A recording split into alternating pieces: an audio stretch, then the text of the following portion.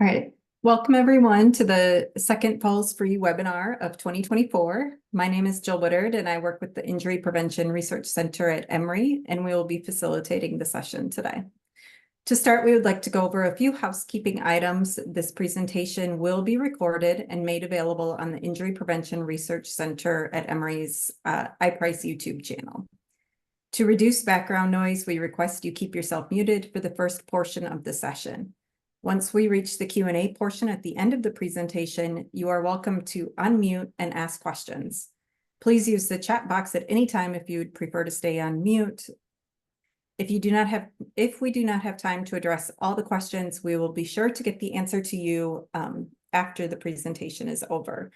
We would like to thank the entire Falls Prevention Task Force for their dedication and expertise in bringing you this virtual presentation today. This Falls Free Friday session is titled Community-Based Fall Prevention Initiatives for EMS and Fire Departments, and I would like to briefly introduce our speakers and moderator for today's session. Our moderator is Crystal Smith with the Trauma Prevention and Outreach Coordinator for the Atrium Health Navicent Medical Center. And our presenters today we have four of them. They're Emily Brown, the Director EMS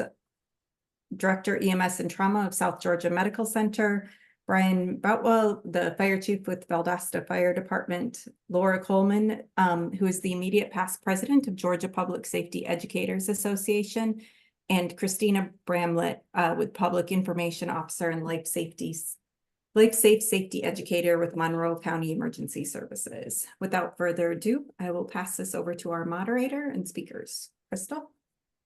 So good morning, everyone. Welcome to today's professional session of the Georgia's Fall Free Fridays, hosted by the Georgia's Fall Prevention Coalition. We're very delighted to have dedicated professionals from across the state joining us to focus on community-based fall prevention initiatives for emergency medical services and fire departments. As we know, falls among older adults continue to be a leading cause of injury and death in the United States, particularly here in Georgia, where our aging population is rapidly growing. According to the Georgia Trauma Registry, falls are the leading cause of injury impacting our designated trauma centers, accounting for about 47% of cases. In 2022, over 61,000 Georgians aged 65 and older visited their emergency departments for fall-related injury. Nationally, more than 1 in 5 911 calls for falls do not result in transport. Yet, nearly 50% of all these lift assist calls can result in repeat calls within 2 weeks. And while these calls may be non-emergent, they are often indicators of underlying risk factors that, if not addressed, could lead to more severe injuries in the future. Identifying and mitigating these risk factors early can help prevent falls in the future and reduce the strain on our EMS and fire department resources. Our session today, we're going to be exploring how EMS and fire departments can play a vital role in fall prevention efforts. We're going to discuss how these agencies, as trusted members of the community, can engage with older adults, identify risk factors, and provide education and resources to prevent falls before they happen. And by collaborating with their community partners, their physical therapists, their local hospitals, their trauma centers, EMS and fire departments can help reduce the frequency and severity of falls, alleviate the strain on emergency services, and ultimately contribute to a safe, healthier community for all. Today, we have an exciting lineup of speakers who are experts. They will share their insights, their strategies, best practice for implementing effective community-based fall prevention programs. And we hope you'll leave this session with maybe some actionable ideas and a renewed commitment to preventing falls among older adults in your communities. I do want to take a moment and allow these speakers to introduce themselves. So I'm going to ask Emily if we'll start with you and then Brian, and we'll kind of move through the other speakers. Good morning. I'm Emily Brown, Director of EMS and Trauma at SGMC Health here in Valdosta. I've held this position in the trauma role probably about 3 years, and we received our official trauma designation in June of last year. And this fall prevention was one of our bigger projects that we started whenever we began our trauma designation journey. with partnership with Valdosta Fire. Chief Buckwell? Hey, good morning. I'm Ryan Boutwell, Fire Chief for City of Valdosta. 29 years in the community, worked part-time Central Remote Center for 16.5 years. And so during our presentation, we'll talk a little bit more about how the idea came about and our successes and how we were able to implement the action plan for our fall prevention program. And Christina? Good morning. I am a fire captain and PIO life safety educator with Monroe County. I've been in the fire service for 22 years and have always loved the CRR component of this job. So now that I'm able to do it full time, I am really enjoying empowering our community classes. And we have a very aged population here in rural central Georgia. So this is a focus of ours to be able to empower these older adults to be confident and safe in their living environment. Wonderful. And Laura? And my name is Laura Coleman. I am a firefighter paramedic. Started as a volunteer, especially in North Georgia, which kind of led to working with NFPA early on with what used to be called the Remembering One program, which is now Steps to Safety. I now am in South Georgia. I am the immediate past president for the Georgia Public Safety Educators Association and actually teaching full-time EMT and paramedic down at the Geechee Technical College. And right now, even working on my Doctor of Education, trying to get find different ways and very much of a push for community risk reduction. All right, and so we're going to start this morning with Chief Boutwell and Emily discussing their efforts and within the South Georgia, West South Georgia area. Thank you. I think it's important to really our presentation we did to our stakeholders to show the need, but how this was born is community risk reduction years ago through EFO. Identified the fact that we identified all these factors and the data shows, just like has been mentioned already, of the highest risk for our Asian adults being falls. So we dug into that data a little bit more to find out, where our folks that are 65 and older are falling. And so the data showed that they're falling at home, the place that they're most familiar with. And so I started digging on that piece of why are we falling at home more as aging adults? We keep more things. We protect our stuff more with rugs, different things within the home. So I wanted to bring forth a volunteer home survey because the places we're most familiar with is the place that we don't identify the risk. And Emily, she was looking for some data and on extrication times, and she was looking for some more prevention type actions for trauma in our area. And so that's how we started talking about the program and what we could do, because the community risk reduction has already come up a couple of times. We have, what can we do to improve the quality of life for our citizens? And Valdosta is no different than Valdosta and Lowndes County is no different than the rest of the state. Is we have a aging population, and they're getting hurt by falling mostly at home. And so, I'll let Emily talk a little bit about what she brought to the table, because I was thinking of home surveys and education. When we started this partnership, and she brought in the fact that there's much more we can offer with medications and bringing in physical therapists and those things. So I'll let her tell you a little bit more about how she added with her vision in the program. Yeah, so when we started collecting our data, Chief Boutwell had some data that he had collected through EFO that was probably a couple of years old, and we re-looked at that data because we had some more recent numbers, just because we had started our trauma designation and had been collecting that data in our registry for probably about 6 to 8 months. whenever he brought this project to the table. And we realized in 2023 that we had treated over 2,100 trauma patients total, and probably 44% of those were treated due to a fall. The year before that, we actually treated a little over 2,300 trauma patients, and I think about that same number was treated for a fall.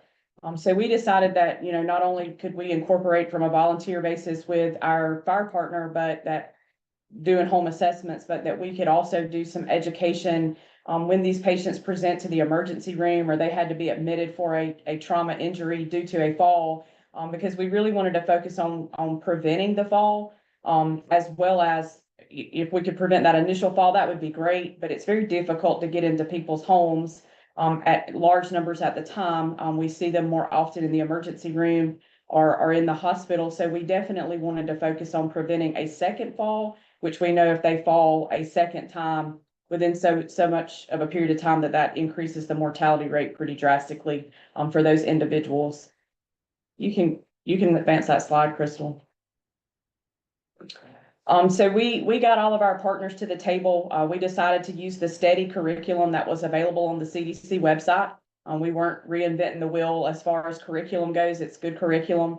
And so we decided on a 3-phase rollout plan. We got with our marketing individuals in both organizations and got some promotional items and some patient handouts together, contacted all of our community agencies. We wanted to make sure we were not overstepping or duplicating work with agencies like our local YMCA and senior centers. And if we could complement some of their programs with our program, we wanted to do that. And we did get some pretty good feedback from the YMCA that has a Silver Sneakers program. And we were able to offer some input and some time there.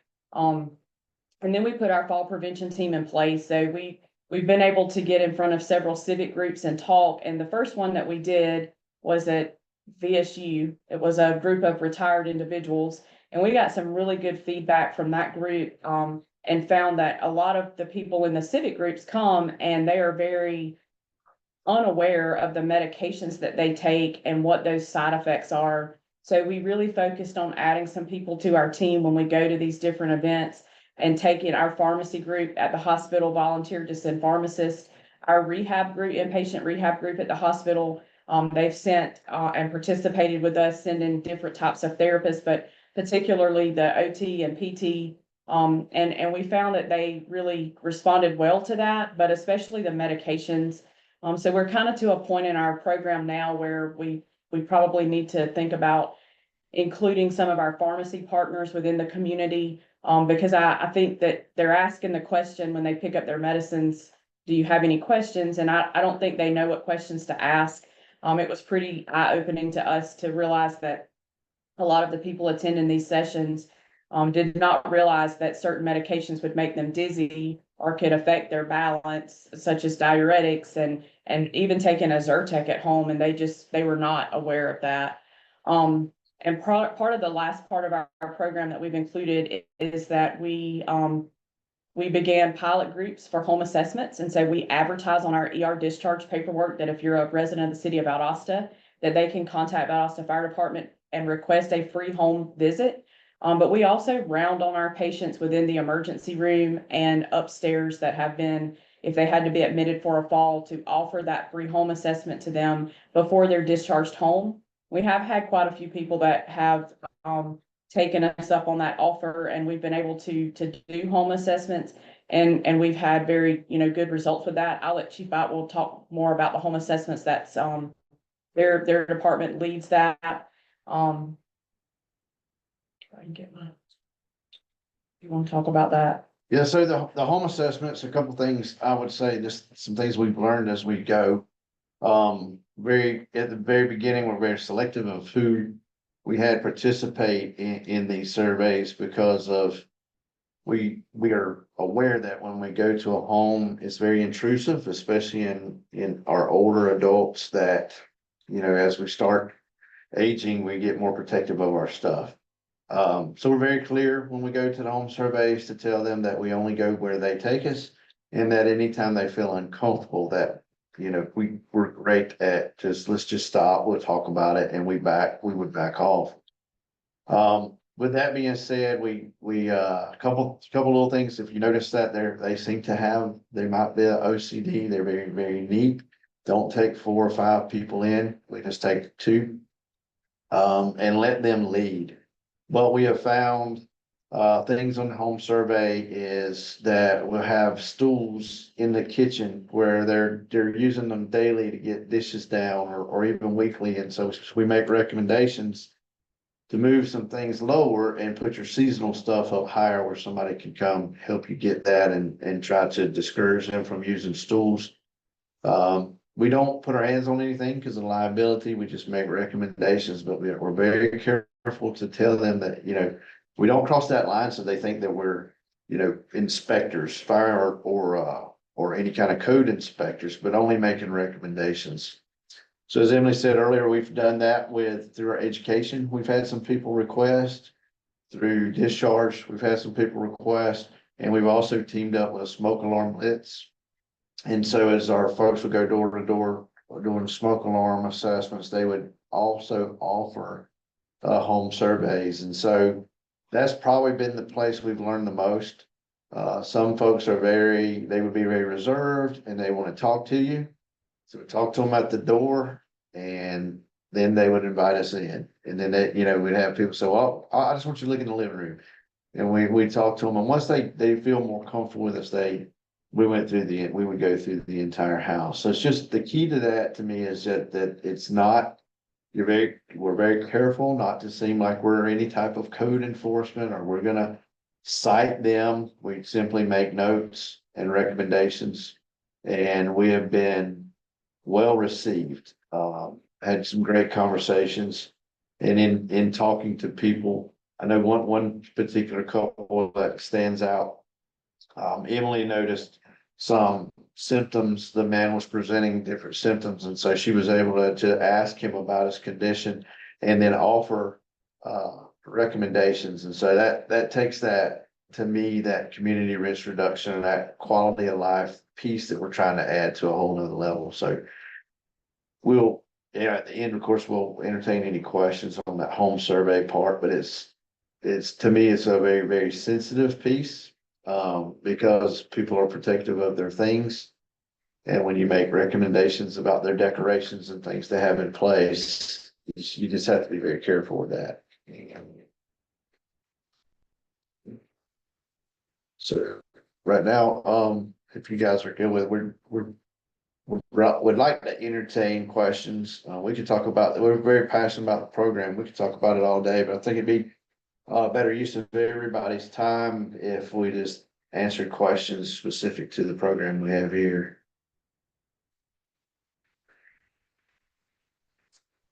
So before we go to discuss, Christina, if anybody has any questions, please be sure to throw them in the chat and let us know. But I do have a question. So just to kind of follow up, it sounds like y'all have got good communication together so that Emily, from your trauma folks, your folks in the hospital, or perhaps your EMS folks as they're running calls, they're basically able to make these referrals to the Valdosta Fire Department.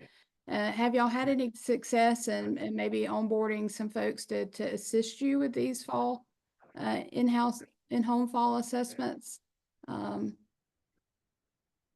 Yes, we have. So we have people at Valdosta Fire that volunteer to be trained on how to do that. We have a form, that everybody follows and a something that the homeowner would sign, basically saying we're not going to make any modifications and we're only offering you these these recommendations. You don't have to follow them. But our nursing staff at the hospital, our case managers, all of our EMS personnel and Valdosta Fire, all of their companies, I think are familiar with the program. And if they felt like there was a need and entertained it with the homeowner and they acted interested, they all know that process to make that referral back to us so that we could connect with the patient and come in and do that assessment. So everybody's familiar with it, but we did have some very good interest in people wanting to help us with it when we first started it.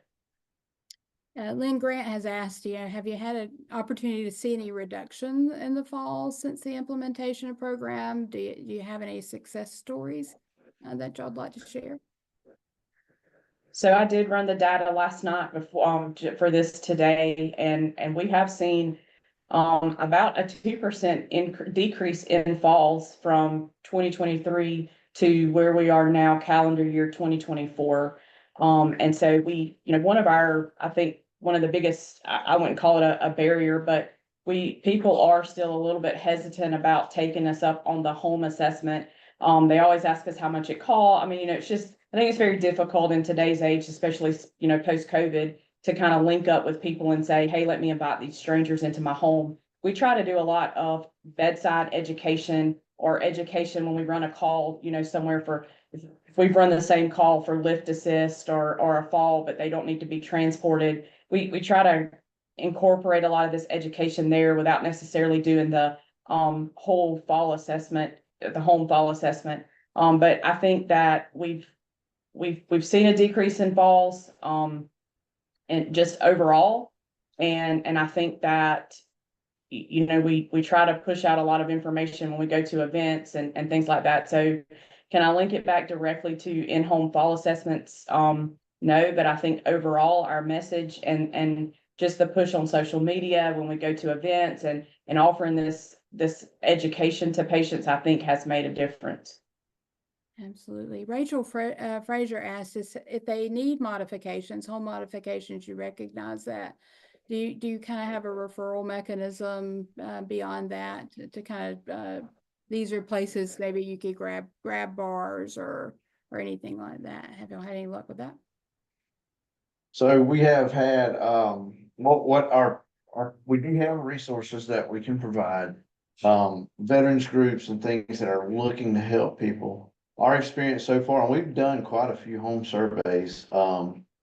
So to piggyback on what Emily was saying, I've had to manage my expectations, because I'm pretty passionate about it. And so I want everybody to let me come in their home and tell them how they're going to fall and eliminate falls. And that's just not realistic, because even as I get older, I start noticing that I want to hold on to things. And so when we do our education piece, I use examples, of things that may have broken, and you keep it because I may need a screw out of that, and so older folks can relate to what we're saying when we say that. And so I think the education piece is probably the most successful, because you see them engaged, you see them agreeing with the fact that they keep things, because as we get older, we don't know what tomorrow brings. So I want to keep everything I own and protect it. And so as we use humor and acknowledge those things, and then I think they're relating to it. Now, back to the resources, what we're finding is resources already in place,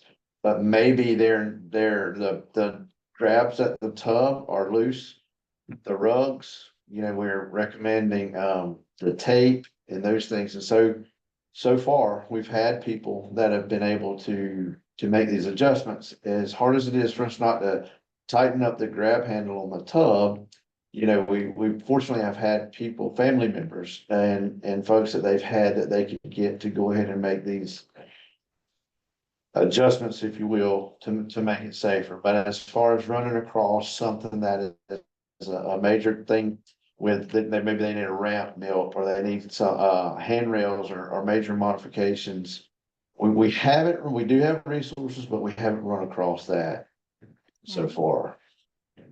I think this is a great program for the community, which the chat is definitely echoing that. Juliet says, thanks for this work, so unique, and definitely could be a model for other states. And I think providing the education so that seniors can advocate for themselves. They ask those family members to come in and assist them with maybe tightening those screws and things such as that. So we'll perhaps save some more questions for the end, everyone, but we want to maybe hear from Christina and see what she's been up to. Christina? Well, good morning. I appreciate you guys having me. We can go past that one. We already introduced. So like I said before in my intro, I really have a heart for older people and remaining independent and living confidently. Um, I have found that there is great resources in reaching out to our senior center. We have a wonderful senior center here in Monroe County. I sent letters just introducing myself and offering the types of programs that we could provide to all of our area churches. A lot of churches have their older Sunday school groups and they all get together during the week. The 55 Club's a pretty common one around here. And they usually ask speakers to come in. And so I jump on that to be able to um, cover both the Steps to Safety program as well as Close Before You Doze. As long as they'll have me, I'm in there plugging away at stuff. I usually leave them a flyer because it is an overwhelming amount of information that they need to cover, but there's always an invitation while I'm there for a free home safety survey, which I'll get to that in a couple slides in a minute.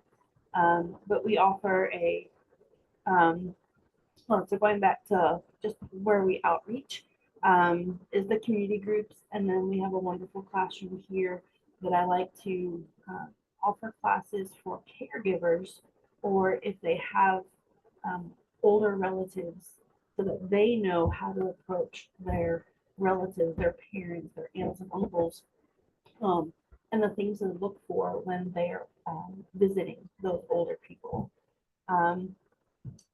The Steps to Safety, I'm pretty sure you guys are probably all well aware of it, but I have my little prop box that I take.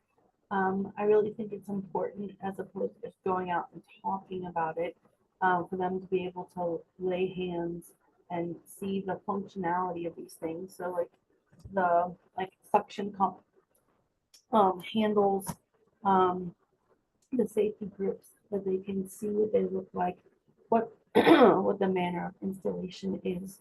When I'm at the church groups, I usually then coordinate with their pastor, their preacher, and their deacon groups to help say, hey, here you have a member here who has expressed a need, to try to facilitate installation of some of these things for them within their own faith group or their own community group. Like I said on that flyer, I do have a couple different handymen. Go back on Crystal. I have some handymen and some local respected businesses here in the county or in the area that I give them to also give their family. Sometimes it's just, I don't even know who to call. We can say you need to call somebody, but they're usually not as, especially very older Americans, they're not as well versed in trying to find somebody, since we don't have yellow pages, old school yellow pages anymore. But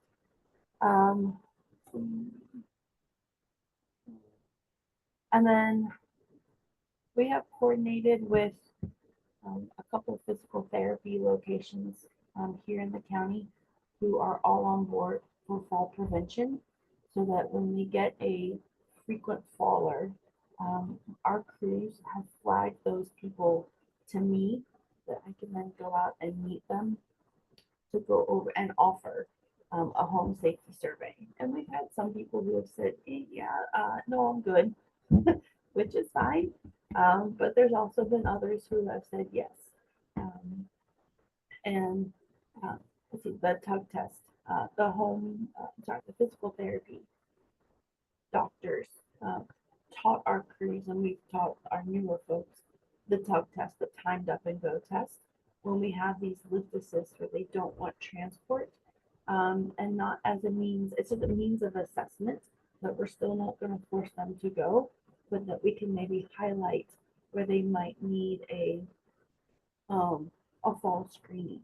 And several of our physical therapy locations have reiterated that they would provide a free screening to these citizens in our county. And then they could then refer back to their primary care physician for an order for follow-up that would help strengthen their core and their balance.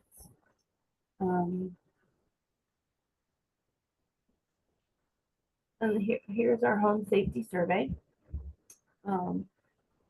This is what we offer when we do smoke alarms. If somebody, like, it's actually two-sided and we leave it with them. And again, like, the gentleman before referenced that we're not citing them, but it's just a best practices and we encourage them. A lot of times it's just pointing things out that they just didn't realize. But we go over the best place to put their fire extinguishers in and around their kitchen, especially with older folks. We bring a fire crew out if we need to, and we go over an actual escape plan out their window if they need it, because so many of them have their windows covered up in their bedrooms, and we try to stress that you're going to be needing to get out quickly, and it goes in through fall prevention, but at the same time, we're able to cover escape plans at the same time. And then going through the health fairs.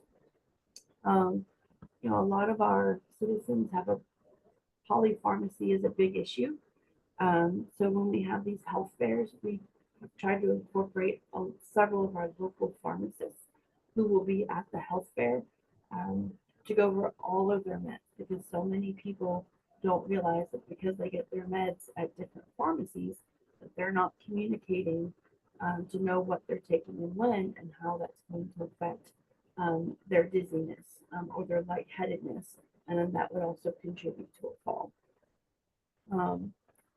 And then our Tai Chi classes, we have the Middle Georgia Area Agency on Aging, long title, but they have Tai Chi class leaders, and they will actually teach anybody, especially in Middle Georgia, to be a Tai Chi class leader. And so we are, without wanting to take all of that on ourselves here in the fire department through CRR, trying to find some, we've reached out to local community activists to be some of these Tai Chi leaders, so that it's not just at the senior center, but to incorporate people who within a church, maybe to give a Tai Chi class, and how much of that improves their balance, their core strength, to help prevent some of these falls. And then just one last thing, this is another way for us to get our foot in the door, to help educate our older folks on fall prevention, not necessarily fall prevention related, but the Yellow Dot program, if you guys aren't aware of it, the DOT gives everybody 2 packets. It basically has a demographic form. It's very similar to the Vial of Life program that was, it's possibly still out there, but this is just done through the DOT, where they put one in their car, one in their refrigerator. I'm sorry, on their refrigerator. It comes with a cute little magnet. And then they have this little Yellow Dot sticker that goes either on the front windshield, front window, or back windshield. That helps give us demographic information should they be unresponsive.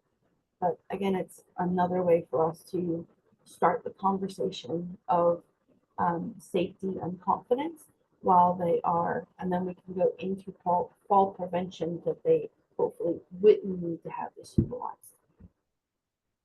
And I think that's all I have for this one. Well, thank you. So do we have any questions for Christina? And definitely, so we do have a few folks that have already put some stuff in the service in the chat. So Rachel was saying she was wondering about the suction cup handrails.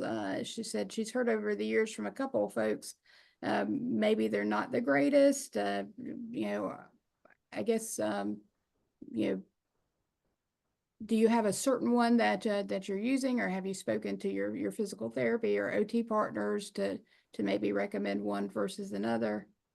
Well, we would recommend something that is actually mounted to the wall surface. Like these are primarily for when it's tile, when there's going to be a good suction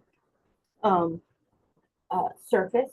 Um, some homes may not be accessible to have it drilled into their tile. So we would always recommend best practice to have a professional put this in, but we all are aware that not everybody can afford that.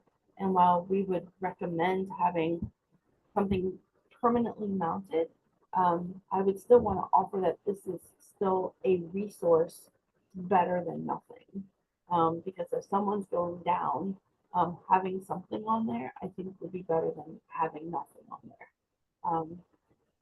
So many older Americans are just, it's the thought of taking away their independence and taking away their livelihood. They can still do it, but we try to stress that having the confidence of using a walker, using a cane. Yes, I know it feels like you're now technically an old person, but would you rather, you have to lay it out for them for perspective that would you rather be safe and be considered an old person, look like an old person, or would you rather potentially have a debilitating, life-ending fall because you didn't have something there to protect you? So it's a balance.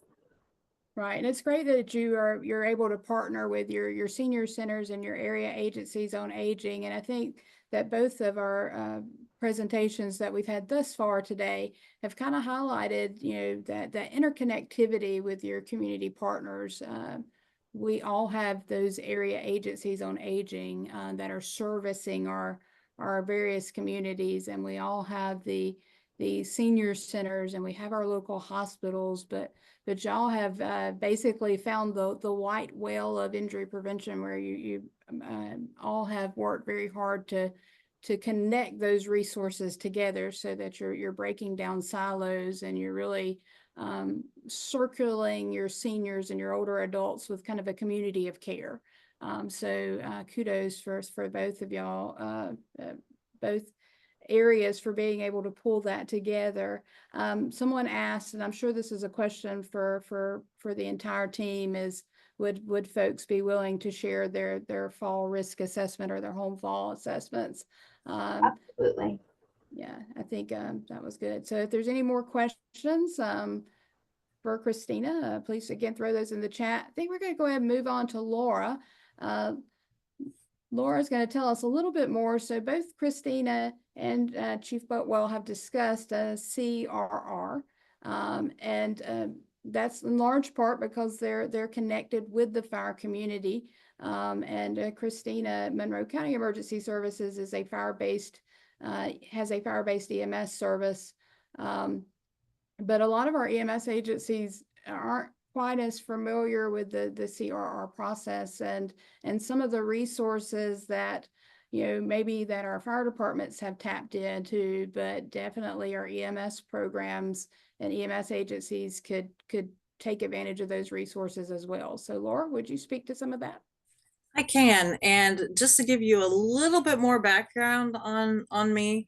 So while I was joining the fire department as a volunteer, I actually was working at the Department of Family and Children's Services as age blind, disabled, Medicaid, and food stamp worker. And then I did a lot, especially with geriatrics. Love the geriatric population. And it was because of some of the stuff that I actually did, because I partnered with our area agency on aging. I ended up working for the area agency on aging for another 5 or 6 years before I pretty much went to the fire department full time. So with that, I ended up doing the community care service program and going into the homes as a social worker, and then ended up working with the nursing homes doing the money follows the person. So we would transfer people back to their homes, but with resources. So this program has been, huge even throughout my career. I did put in the chat more information on the steps to safety through NFPA, along with the link to get to the NCOA, the National Council on Aging Falls Prevention information. And they have some of those checklists there as well. With this, It used to be called the Remembering When program, but to give you a little more background on steps to safety, it has 8 fall prevention and 8 fire prevention cards that come with it, or things that they talk about, like make sure to have sturdy shoes, make sure that your surfaces aren't uneven and such. So what we would do, and first off, a lot of it is about semantics, how we say things. So like Chief Batwell said, we are not saying home inspection. We're not saying things like that because no one wants their home to be inspected. It makes it sound like you're trying to get a foster kid, or you're having trouble with child protective services. So that's why we call them home surveys or home assessments. The other thing that may help some of you guys when you guys go in there, instead of saying, hey, you know, I'm making your house safer, blah, blah, blah, say, hey, let's plan around your abilities instead of around your disabilities. So just because they are using a walker now, let's plan around what you can do. So with that, we started in a 13 county area in North Georgia. So with the 13 county area, there was no way that every fire department in that 13 county area was going to pick up on this. There was no way that we could get into every home in a 13 county area. So instead, we pretty much did what Chief Boutwell and what Christina has been doing, and training others. But what we would focus our training on would be the ones that are already going into houses. So I did a lot of trainings with hospice, did a lot of trainings with home health, even with the area agency on aging. Any of their social workers going in would be trained. And what we normally focused on was 1 fall, 1 fire prevention per month, because usually you would have a social worker visiting at that point. And we did Meals on Wheels because they're going into the houses. We don't have to worry about getting through that front door. And like Christina was even talking about, some of those religious groups or social groups that are already going in there. We were able to go to some of the church groups and said, hey, here's what's going on. Can you guys help us when you visit your shut-ins? And we did a lot with caregivers as well, because hopefully they're also going in the home. But then we did stuff for, especially for firefighters and EMS. There are so many things that as a paramedic we go into that most people would never see. Yes, it's whenever there's an emergency, but sometimes, actually a good amount of times, it may be that lift assist, may just be helping them up. And when it comes down to it, there is a reason why each of them have fallen. Okay. So looking at the different reasons, we would go, okay, well, why is this happening? We had one lady who she kept falling. And then we realized the reason why she was falling is because she was using her walker. And when she used her walker, she couldn't carry stuff. So I actually took one of those old shoe hangers, cut it up, and we put it on the front of her walker, making sure that it wasn't too heavy and would pull her down further. But once we did that, guess what? We never got any more lift assist calls. Sometimes it's as simple as that. Or like Chief Batwell was saying, remove the stool that they keep standing on to get up to something. And at the same time, we would make sure that they have a smoke alarm that is working in the home. We'd make sure that there's even a space, and this is huge for EMS, that there is a space that we can get from the door to maybe where they are to be able to transport them. Because hoarding is also a huge thing, which there's a whole nother NFPA program with that, with hoarding, because you're never going to get rid of everything, but maybe we can go through some of it. And a lot of it is just because they're trying to protect, like Crystal said, they're trying to protect what they have. They don't want to get rid of everything, but we may be able to find different ways of organizing it, or different ways of dealing with it. We even had some psychiatrists or some counselors that would actually go out and talk with them. And it helped, especially a couple of mine that we had in, it was White County at the time, that was able to fix a lot of that problem just through some mental health resources. And of course, that was right after Hall County had a elderly woman that actually passed away in an apartment fire because of hoarding. She was actually moved out of her apartment, and because of how much stuff there was, so then they turned off the power. Well, she snuck back into the apartment, lit a candle because there was no power, and started it on fire. There was at least 5 feet of just stuff that the firefighters had to crawl over to get there. And then they ended up finding her kind of in the rubble of it. But I mean, a lot of it, like I said, there's a reason that they have that. With the different groups, they would always come back to us, because I saw that, you know, with Chief Batwell's program and such, the main ones that were actually working with it were the firefighters. Well, we were trying to get everyone involved. And this helped immensely, but then they would contact us if they needed the smoke alarms. They contact us for other things, but the other good things is they were able to make some of the changes while they were in there, instead of having to worry as much about the liability of it. But that's mainly what I wanted to really talk on. But with EMS going in, and I even teach my students now, listen, if you go in there, try to figure out what happened, try to figure out the reasoning, and see if we can actually fix the problem besides just transporting them. And some of it may be transporting them and saying, hey, you know, they should be okay to go back, but they may need some resources, because our whole goal is to make sure that people can get back to their homes, but do so safely. So. Right, and I think, again, we definitely have an opportunity here. We EMS and fire services, you know, across the state, you know, have personnel issues. Their resources are getting increasingly taxed, because there's literally not enough folks to run the calls that are coming in and day out.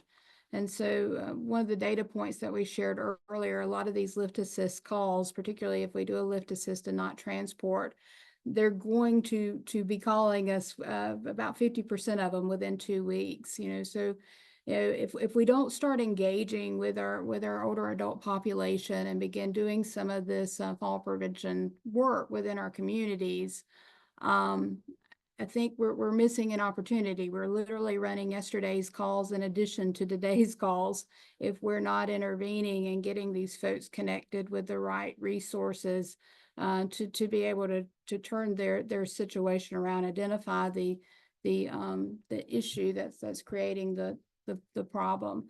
I would ask again, and we would like to send all of y'all some resources specific to this program. And so I'm going to share this slide real quick. We have a quick end of course survey. This is actually important, especially for those of you that are with us today that are paramedics and are EMTs that would like to get continuing education for attending this program today. Make sure you complete this out and put your CE number or your license number in there. But this survey is definitely optional and available for everybody. So as we're kind of wrapping up today, and we certainly will take additional questions and would like to hear maybe even some of your perspectives, some of the things that you're doing within your community as professionals to prevent falls. If y'all could just throw that in the chat, we want to give you this opportunity to do our survey. The other thing that I want to do is I want to kind of quickly just randomly choose from our folks. We are trauma system folks, and we want to make sure everybody is appreciated for joining us here today. So I'm just randomly choosing among our attendees today. We're going to send you out one of our famous Trauma Llama t-shirts. So just looks like the name that's popped up is Rozier Hall. If you would, you know, send us your mailing address, we would be happy to send out a Trauma Llama t-shirt to you. And tell us your t-shirt size as well. And then I also have Roy Tapp.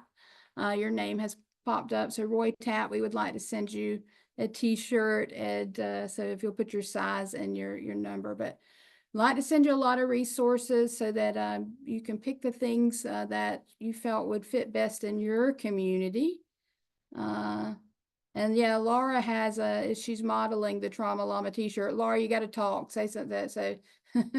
So, but Yes, I have my new Trauma Llama t-shirt on. See, they're so super. so we'd So love to send one your way. Does anybody else have any more questions? Throw it in the chat for any of our speakers this morning. Or maybe even you want to suggest some of the things that you've been able to do if you're within your communities.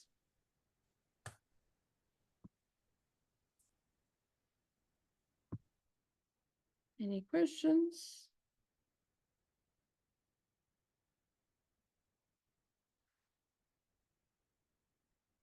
Again, we greatly appreciate everyone for joining us today. We want to express our appreciation to our presenters as well. And we will make sure that y'all have, because we got a little that y'all are also receiving one of these very famous Trauma Llama t-shirts so that you can model them like Laura. So thank you for joining us here today. You definitely have worked within your communities and realize that if you're here today, you're with the EMS service and you would like to get engaged in fall prevention, these are the folks you should be talking to. But don't feel like you've got to do everything that Christina is doing all at once. Take some very small steps just to help us next week in promoting awareness and fall prevention as we're gearing up for Fall Prevention Awareness Week. Just start with some education pieces, maybe work with your pharmacist to perhaps provide some outreach to your seniors in your community, but look for those folks that you can partner with to create those communities of care. And Crystal, I can answer Melody's question. So she said that there was a similar program that she taught in Illinois as firefighter paramedic called Remembering When. The Steps to Safety is now called, or that's what Remembering When is. It's the 8 and 8. It's the same exact thing. The program, like I said, is pretty much identical to it, but offers more resources. But because of looking at people of different ages, they didn't want to just call it Remembering When. And I think it had more of a negative connotation whenever you think, oh, I remember when I could actually walk without help. So now they call it Steps to Safety instead. Thank you, Laura. Emily and Chief Boatwell, do y'all have any final thoughts, parting wisdom to share with the group? No, just thank you so much for including us. And like I said, we think a lot of the program and we're happy to share anything and learn to further our program as well. So thank you again. Chris, thank you both for joining us here today. We greatly appreciate y'all as well. And so excited about the work that y'all are doing. Christina, any parting wisdom or thoughts? No, I love collaborating for different ideas and different ways of getting the outreach and getting the information out there. So I love these types of exchanges and looking forward to hearing some other ideas and I really love what South Georgia's doing. Right. And so we will definitely get everybody out that's completed the survey information about the CDC STEADY program, the Steps for Safety program that Christina's been utilizing. We'll also give you some information about the National CRR Classroom, just great resources that y'all can take advantage of. There's one great case study of an EMS and fire agency that work with their assisted living communities to decrease the number of list assist calls that were coming from that community because they were empowering the staff with some very practical ways to mitigate that. And so now calls for service are coming in less, but they're really calling for those more emergent calls. So some great case studies that are available out there. We will make sure that you have access to all the materials that were kind of discussed here today and the references. And I'm going to turn it back over to Jill in case she has any parting tips or tricks or things that she needs to pass along to the group. Thanks, Crystal. And thank you all of our presenters. It was really great to hear from you all, and you had amazing insights into how to build partnerships and community around falls prevention. So thank you so much for sharing your experience and expertise. Thank you to all of our attendees for joining and asking great questions today.